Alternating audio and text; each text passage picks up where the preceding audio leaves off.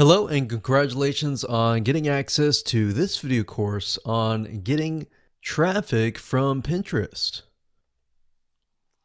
This, of course, is video number 1, which is the introduction, and we're going to dive right in. First things first, I want to talk about the mindset, and we really want to focus on quality over quantity. And what do I mean by that? What I mean is that this is not about how much traffic that you can get from your Pinterest images, but rather how much quality traffic that you can get from Pinterest. So as long as you're thinking of, okay, rather than getting thousands of traffic and thousands of visitors to my Pinterest, and while that is good, you would rather have 10 or 50 or even 100 people who are super targeted, who really want to learn more about your pin and more about what you're having to offer, rather than somebody who's just clicking to just click, if that makes sense. And of course, over time, you'll want to get thousands of high quality traffic as well. So here's a quick overview of what we're going to talk about in this video course. Video number 1 is, of course, this video. Video number 2 is the platform. So before we can actually talk about how to get traffic from Pinterest, you first and foremost have to understand how Pinterest works. Because a lot of times we assume that all social media platforms work very, very similar. And while yes, there is an element of truth to that, the reality is that Pinterest works very different compared to that of Instagram or Facebook or YouTube or any other social media platform as well. Then, of course, video number 3, we'll talk about quality and how to make sure that the images to your content and all of that is high quality. And what exactly do we mean by that? And what does the funnel look like from the point of attracting the person to pinning the image, to looking at the image, to getting them over to your content and all of that? Now, what that entails is congruency, which is what we're going to talk about in video number 4.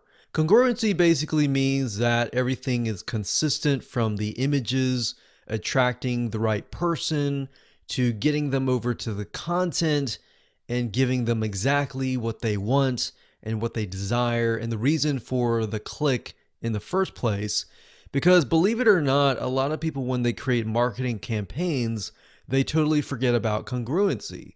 So they might make a certain image, but when they get people over to a piece of content, it is unrelated. And then, of course, they wonder why nobody is converting, because at the end of the day, it's not congruent. So we'll make sure that you're on the same page in terms of that and how that works in real life. Video number 5, we're going to talk about visual real estate matters. So visual real estate is essentially, in this case, an image.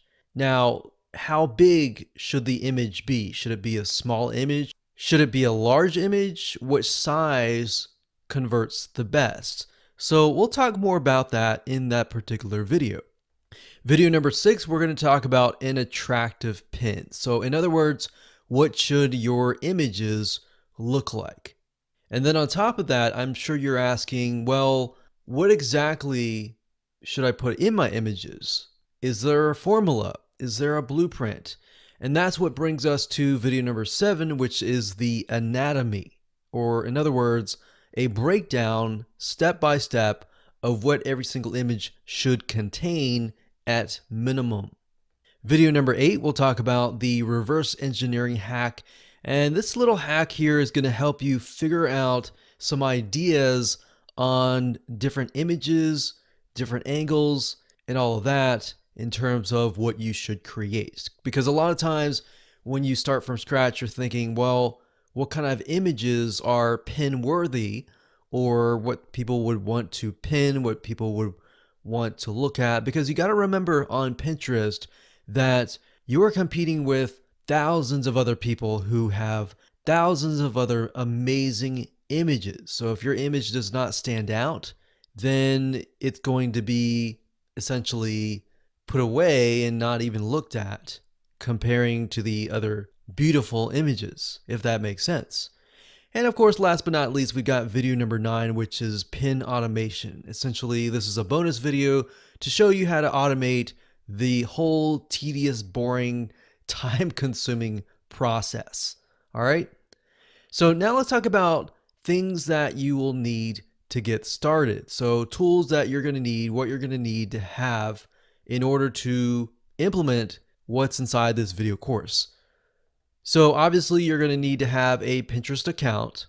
You'll need to have a blog or a site with high quality content. If you don't have it right now, that's totally fine, but you will need to have one because you don't really want to direct people directly from your image directly to your sales page because people don't know you. People are still warming up to you. So we'll show you a little bit more in terms of the funnel and how to set up your marketing campaign and all of that. But what the high quality content does is it creates a buffer between your sales page and the image or your opt-in page. So you get them on your list, they sign up, you build a relationship with them, and then you warm them up. So you got to remember, these are people that you don't know. These are not people that know you. And of course, this is optional, but you'll need some money if you want to make your images look professional and appealing. So if you're not a photographer and you don't really want to hire a photographer and go about doing that way, you can always purchase what we call royalty-free images that are already professionally made that can fit your niche. And we'll talk more about that in a later video. And of course, some money for optional tools, which we'll talk about in video number 9. All right, so with that said, let's move on to video number 2.